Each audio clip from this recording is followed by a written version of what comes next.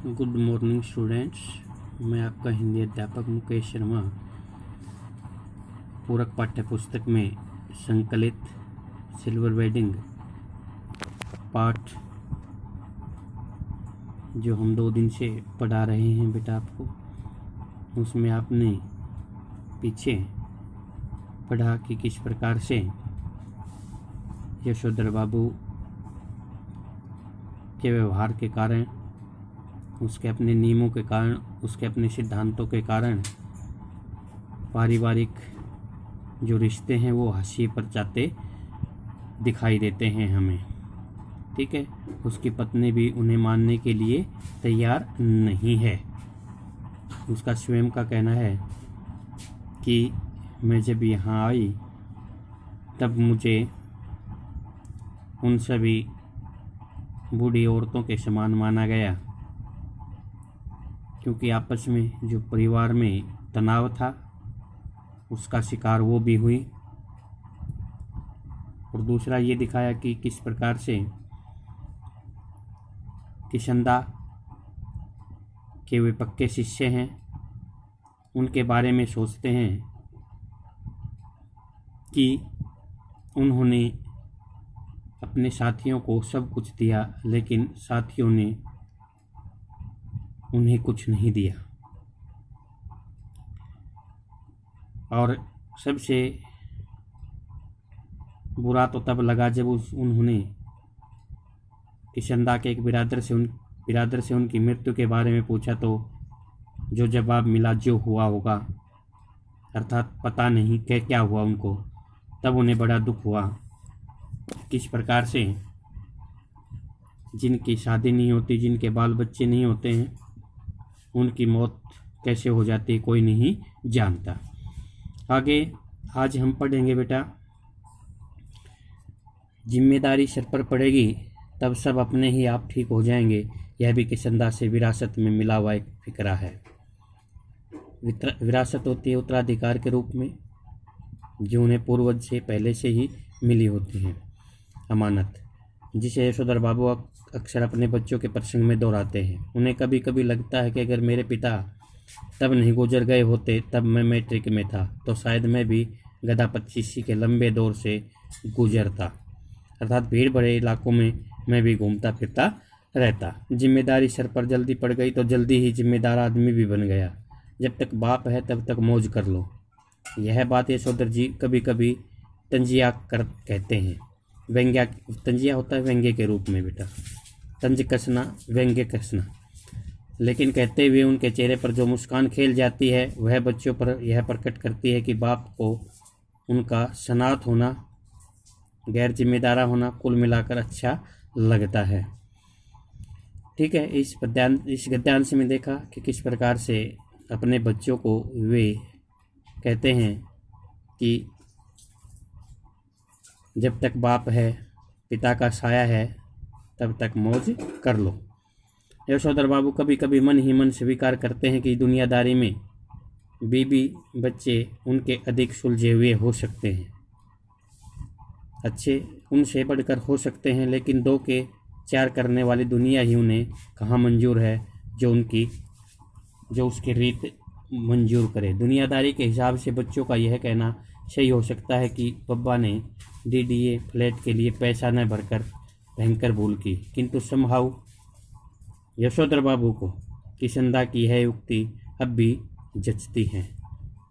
मूर्ख लोग मकान बनाते हैं, सियाने उनमें रहते हैं।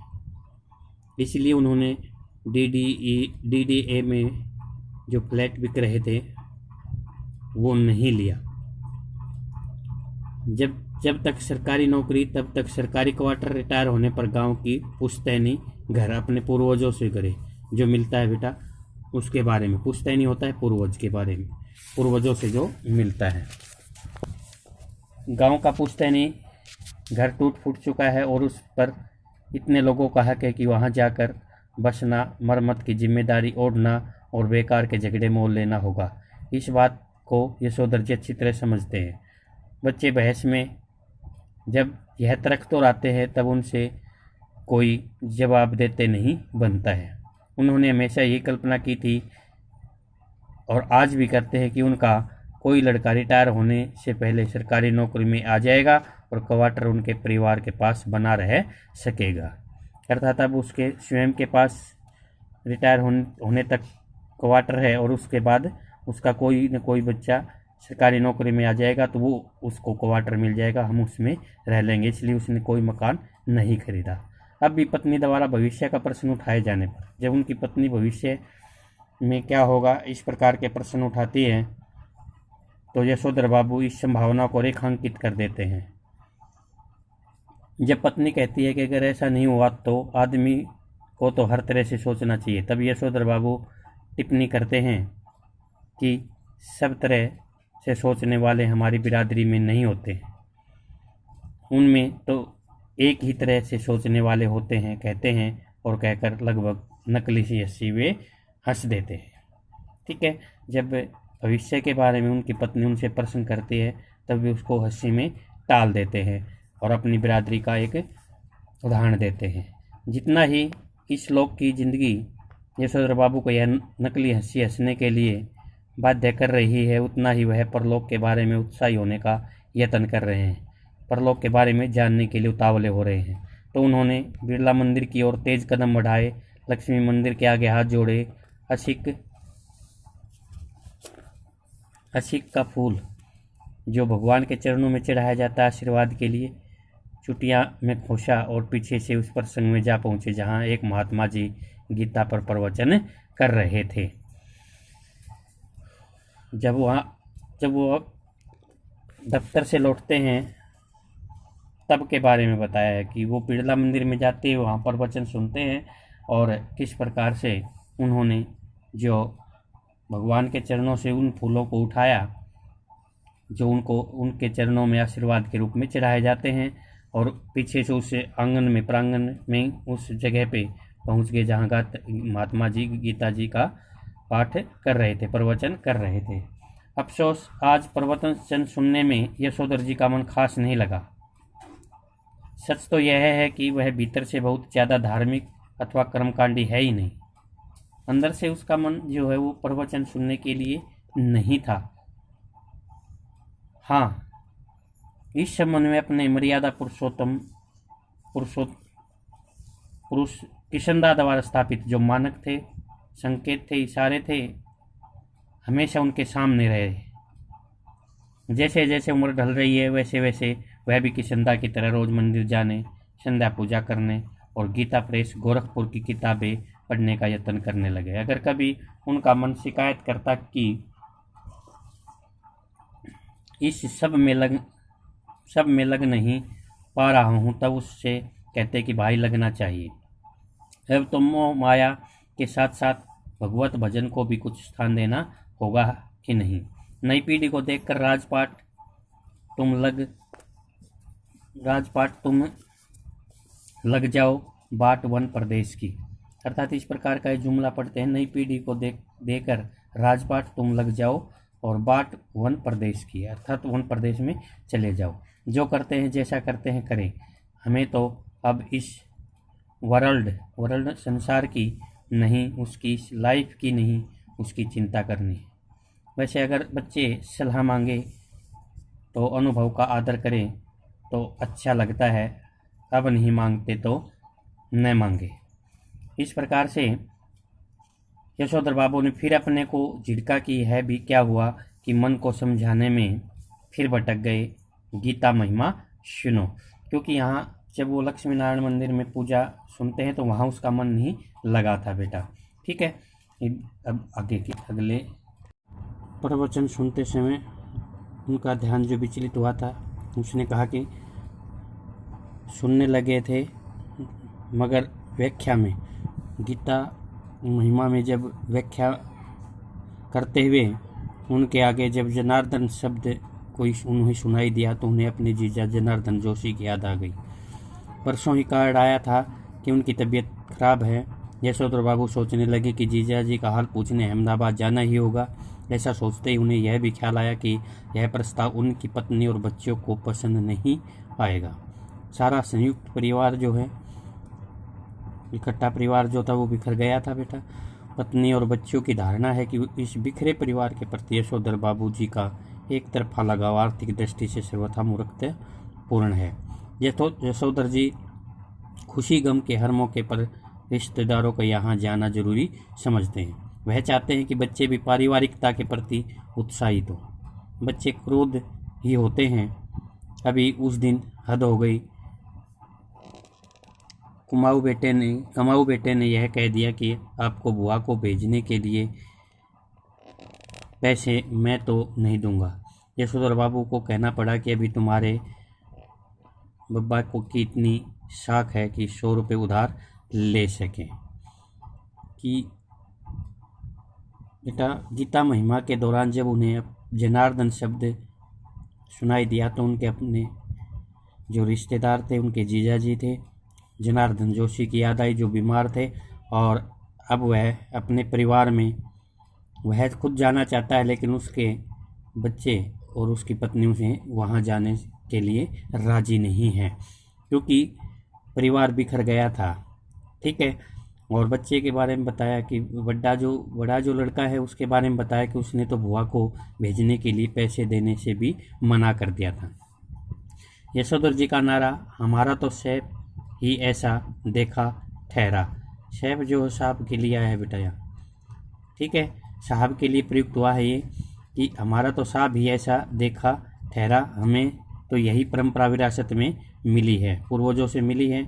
हमें अपनी इस नारे से उनकी पत्नी बहुत चिढ़ती है। पत्नी का कहना है कि सही कहना है कि यशोधर जी का स्वयं का देखा हुआ कुछ नहीं है। माँ के मर जाने के बाद छोटी सी उम्र में वह गांव छोड़कर अपनी विधवा बुआ के पास अल्मोड़ा आ गए थे।